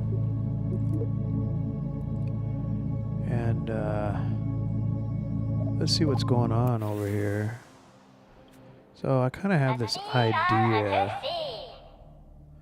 Oh. So if you notice, what is this here? This is the cockle shell. What does the cockle shell do? Jettison. I don't even remember what a cockle shell does. Let's jettison it. Huh. I don't even know what it does. But we kicked it off, whatever it was. I wanted to try to find out a way we could refuel these craft that I have just sitting here. But I don't think Kerbal makes a way that you can do that. You know, if I could maybe have a fuel hose and I could disconnect it from a spacecraft and plug it into another spacecraft, but that's really unrealistic. I don't have a way that I can really do that. Now, this lander's been here for some time, and I rescued the astronaut from the moon that used to pilot this lander. And it just sits up here blinking away. It's got a communication device. Let's go to Valentina here. She's been here for some time. Her electric is depleting. Let's extend her panels here so she can try to capture some solar power. Oh, that was just one side? Huh. I could have sworn I added both of those at the same time. They should have both opened, but that's okay. She has 0 fuel, but she has a coupler. And you can crossfeed on the coupler. So if I built some kind of thing on my rover, this is what I'm kind of playing with here. If I built some kind of thing on my rover, that would, when I roll up to it, would be attached. Of course, I would have Methalox fuel tanks on board. Well, let's see. Does this take Methalox? I think these do take Methalox. But if I had a Methalox tank or Methalox tanks on my rover and a coupler thing that was hanging from like a crane, maybe I could really get it close and go and connect it. But unfortunately, I don't have any moving parts that can move up and down and such like that. So it would have to be a scenario where I just made something that was static. I don't know.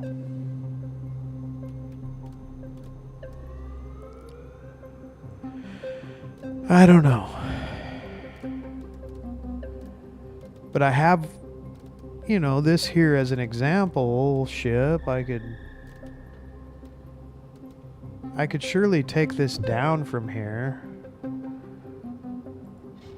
you know, and play with the idea.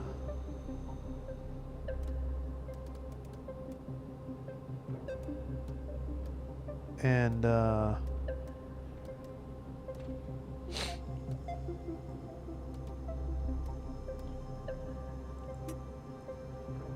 you know, put it down to level here.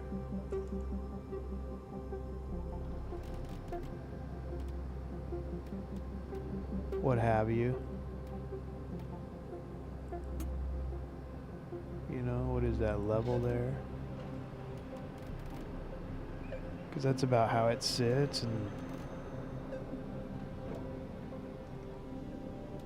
And I could, you know, remove this tank, of course. And I could build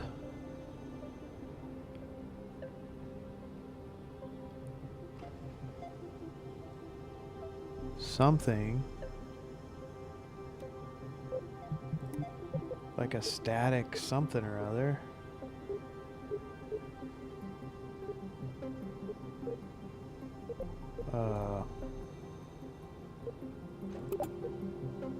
Like off of the back here. I don't like this snap stuff. I don't know how to stop it from wanting to snap everywhere. Like Legos. I don't want Legos. I want the power to choose here. But I mean, ideally, like,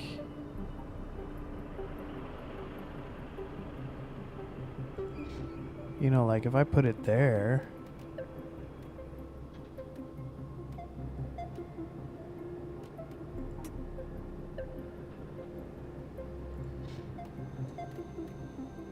you know, you following? You following? Oh, that's the mega one. I don't need that. That's the bigger one. How did I get the... See, it's weird because... Oh, there we go. It like resizes itself for different situations. Like, why would it be this big right here? I don't know. I guess it's because it's closer to me. It's kind of here. It's kind of weird to see the perspective of this. And why won't... This is what I don't get. There. Should snap. So if I did this, and I put another one, see, I would have to, then I would have to put a hub up here, a big hub. No, not that big. And then I could do this. Where is this guy? Is it this one? It's this one. See? You following what I'm trying to say here? And then, like, another hub. Let's put another hub. But this one.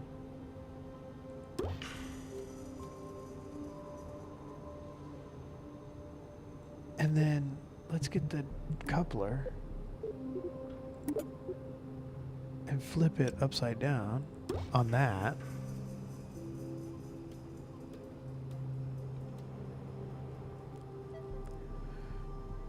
But now, the question is, if I put a fuel tank here, will it refuel that? And maybe I can just go to the moon and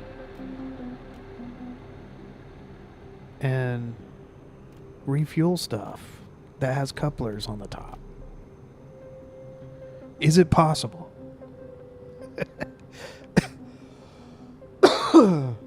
That's the type of stuff I like to do. I don't like to play the missions in the game. I just like to have enough science to get all the cool stuff and then play around with these little side quests.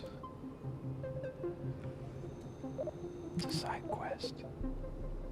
I brushed my teeth really good today. I just wanted everybody out there to know that. Yes, I did. I brushed my teeth really thoroughly.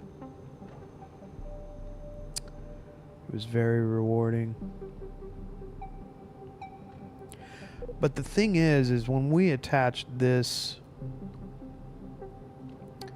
to the frame, we didn't attach it to its attached point. So I'm wondering, like, maybe you gotta have those types of attach points in order for the fuel to know that it can go through there. Because I noticed it doesn't really seem to matter where you put the fuel tanks. If you have rockets, the fuel tanks somehow power the rockets.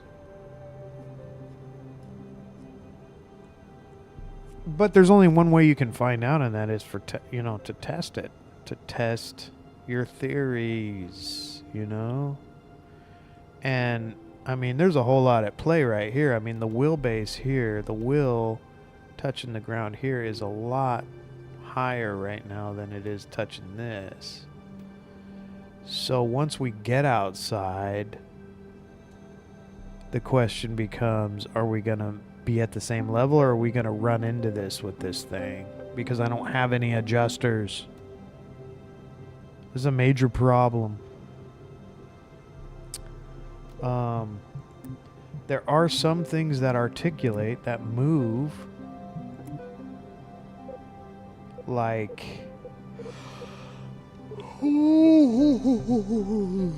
let's see. Let me find something that articulates here so I can show you what I'm talking about. Like this, for example, the deployable antenna. For example, if you stick this to something and you activate it, it moves.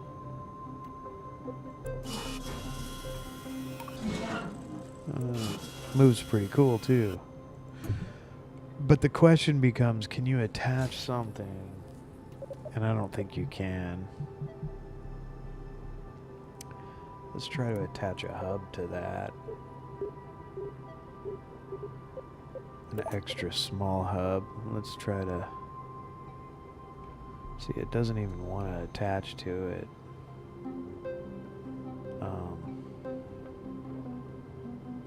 I'm trying to move it around, but it's not even moving around here.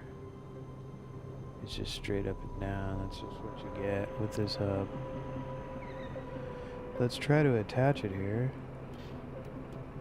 Oh, it just went like totally inside. Now what happens when we open this? Yeah, see? So apparently the hub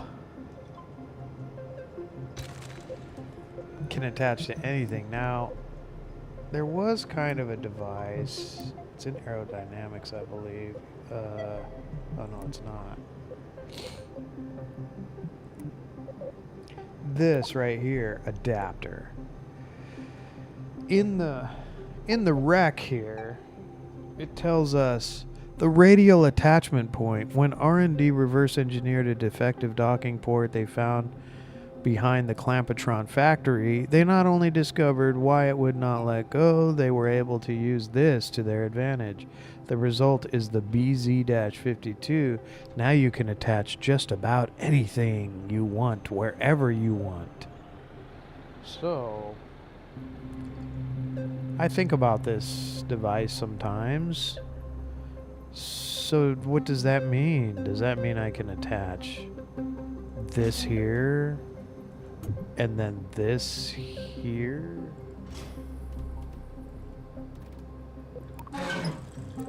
I guess it does. But does that also mean that I can attach this anywhere I want, like on this antenna, to make it a movable scenario? And it does not appear so. It looks like this just wants to attach to the rocket, not the antenna. Let's try to extend the antenna and attach it to the antenna. I can't do it. So, that's a fantasy. It's not going to happen. Now maybe if I attach it here. doesn't matter. It's not going to move. I'm not going to be able to articulate anything with that antenna. Hopefully you get moving parts later. Now here's a leg. This is a landing gear leg. Let's play with this a little bit. Let's attach it here. Of course, I think we just now attached it backwards. Let's extend it. Oh no, that was right. Okay, now it'd be kind of cool if I could attach the docking port itself. Let's flip it upside down here to the leg. Because wouldn't that be cool?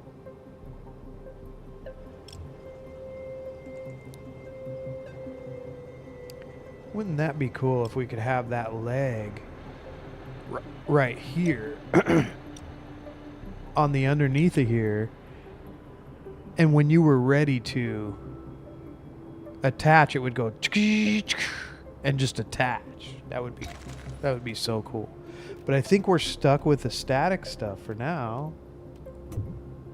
And I really don't think that Kerbal offers any articulating stuff, even though I've seen people with robots and stuff. So let's look around. Enhanced coupling, autonomous sampling. So we do have a robot arm here, okay? But this is... It can even obtain its own samples using a fascinating grabbling arm. Do not use the sample grabber to grab snacks. They foul up the instrument. I don't know. That's just their little jokes, I guess. This is rover wheels. Heavy landings. I don't think it's going to be anything in there. What is this? Escape system. Launch escape system.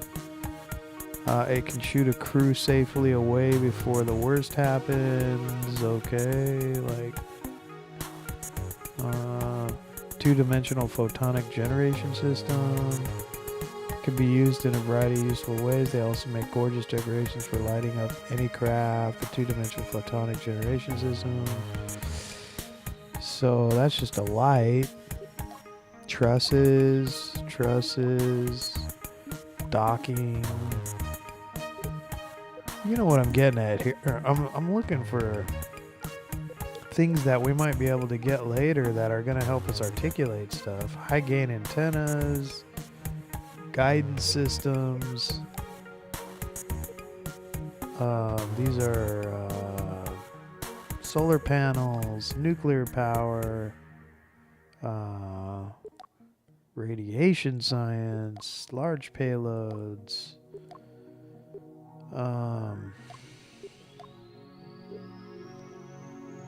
I mean, the saddle truss. What is this? Orbital survey, Star Lab. When a remote science probe just isn't enough, then the Star Lab might be for you. Da da da. It's got all that stuff that can collect science. Here's some stuff that looks like it opens and closes. Docking port. But it's not really made to open and close to articulate anything. None of that's made to articulate anything. I'm really bummed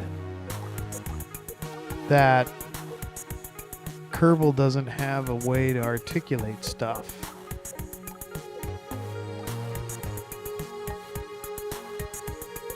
Here's XL Electronics, radioscope,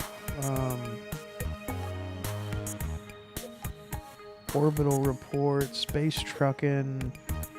The Bulldog is a command pod. What is this? The Rottweiler truck chassis, bigger wheels, XL payloads, trusses, couplers, dockers. I am really bummed. XL construction. What does this do? Adjustable tube, oversized landings. I am really bummed, guys. Like, hopefully after 4, it just says, okay, here's a bunch of fun tools you can have, and here's this arm that you can make go zzz, zzz, You know, there's got to be a mod pack or something, because I've seen people with articulating stuff. And I will mod it. I don't care. I don't care.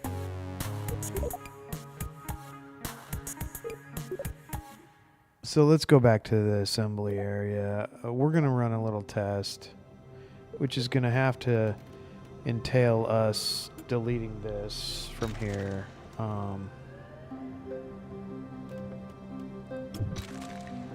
We're going to delete this.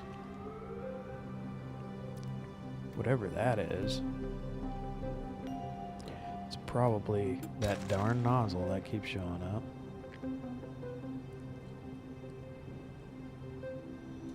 We're going to take this out of the mix.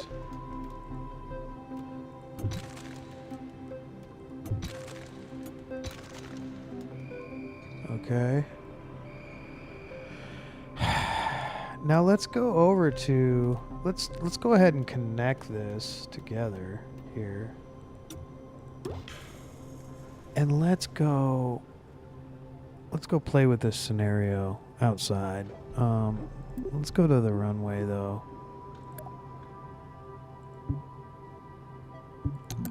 Real quick. Oh, look at that. It didn't show up with the rocket. It just showed up with this. Wonder why. So here's our rover. And it's still floating. Look.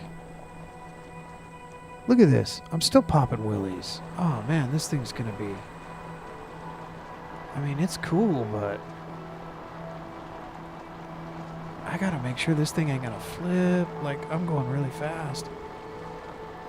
Let's try to do a donut. I got 2 pilots on here. I'm trying to turn. The turn ratio is not very good. I've kind of got a reverse turning like way back there. Let's try to go straight down the runway with it. But see, that's not what I wanted. See what happened? This whole bar came off.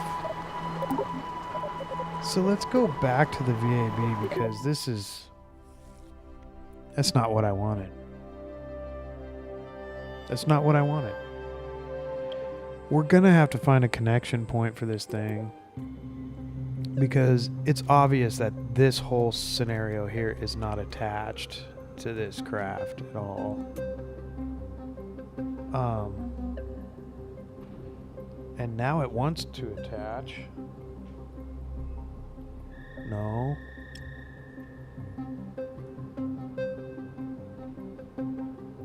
There. Like that.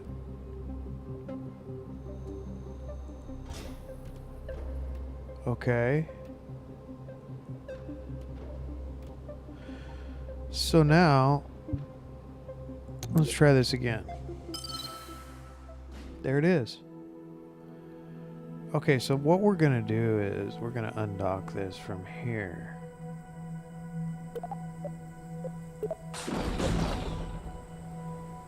Okay. Now, unfortunately... Oh! Yeah, see, it's just not going to work. Because this has to be straight up and down, just like Valentina's craft is.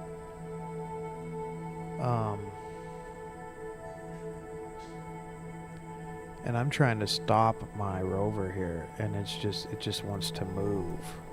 I don't want it to move, stop. But it's just moving. So I think what I'm gonna do is I'm gonna EVA. Which one's Corvin? I can't tell which one's which. There's a man and a woman. So since this guy's driving, let's EVA this chick here. And let's get off. Let's go over to the... Let Corvin do whatever Corvin's doing. Let's try to straighten his ship up here. Oh, there's the ladder well right there, and I don't think I can even get on. Because that's as high as you jump on this game. I don't even think thrusters will work.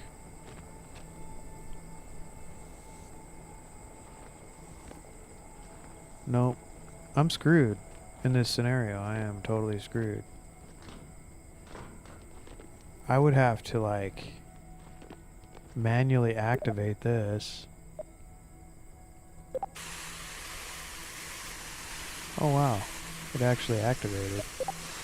Let's activate that one.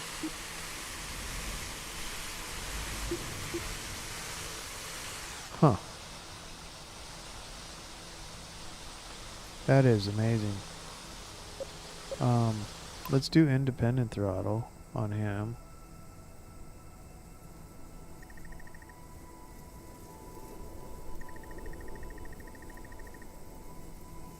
Which other one is activated? This one's independent throttle. They're active, so why can't I thrust them now? Oh, there it is.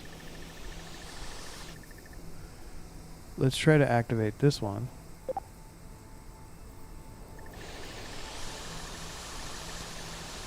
Yeah, see, I can't even right the craft. I'm trying to right the craft is what I'm trying to do.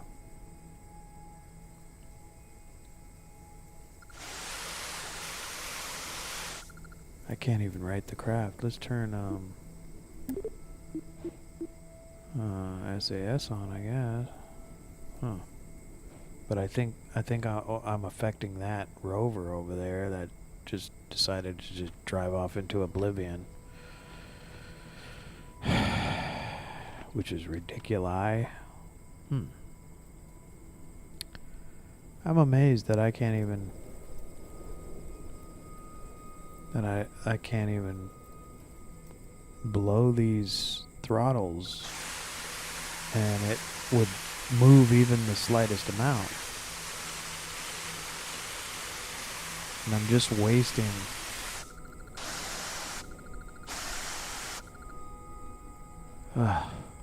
okay. Let's make this easier. Let's just go back to where we were and let's add a ladder well to this damn thing. Okay. Let's do that. Also, you know what I could do is I could take this down a little bit. Instead of 4 dots, I could do 3.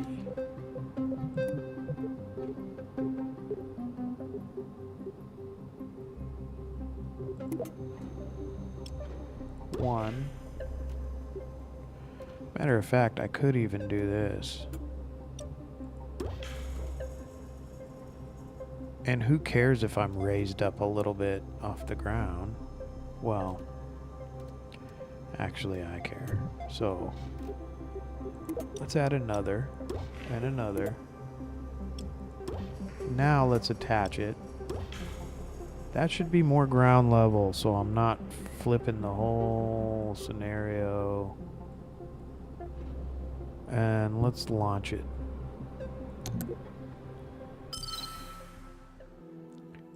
Okay, it's still flipping. It's because this craft is too heavy. So...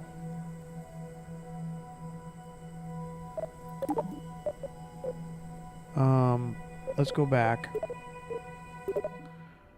Let's add a support system to the craft.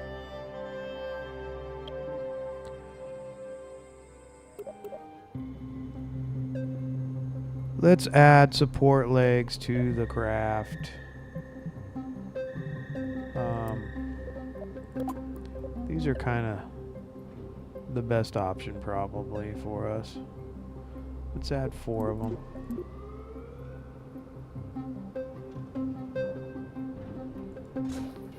Let's extend them. And, oh wow, there's a bunch of them.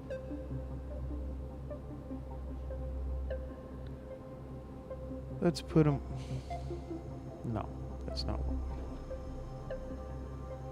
we want. Something like that.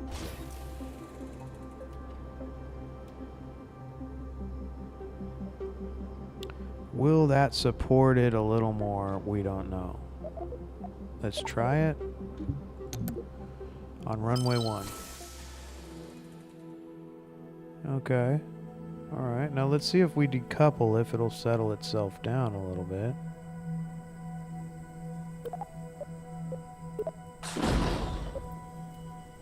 Okay. That's okay, I guess. At least I can get in there now. Okay, so we're cruising along. This is the scenario. We're on the moon. We're cruising along, and we're like, oh, let's go refuel. Whoa, wait a second. You're going too fast. Let's see if I can couple. No, I can't. See, he's too high. Of course, he's leaning this way, so maybe we'll turn around. Maybe we can force a couple situation if we reverse and go forward real fast or something and yank it sideways. So I'm going to have to back into this. Let's turn our lights on and test them out here. Oh, yeah. Of course, we need some lights back here now. I got to do a reversing scenario.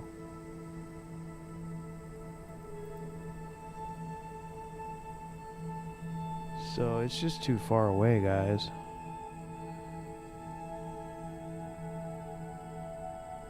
See, that's what I want. Oh, it did it. Oh my gosh, but I threw up. Oh my gosh. What the hell? Oh man, the power of it was too much. Oh, is she dead? She died, bro. Oh my gosh. I'm so sorry. She died. Oh man, it was too violent. It was too violent for her to take. Oh, man, that really kapowed, huh? Look at the damage. I got parts everywhere. Parts even flew underground. Look at that. And she is dead. Oh. Trust me, she's not sleeping. She is gone. Poor girl. Oh, man. Where's the other bro? He's like way over there. He flew miles. I don't know how to... There's a piece of rubble there. Where did he go? Oh my goodness. Okay, so that was definitely a farce, to say the least. I'm going to take a quick pause from that.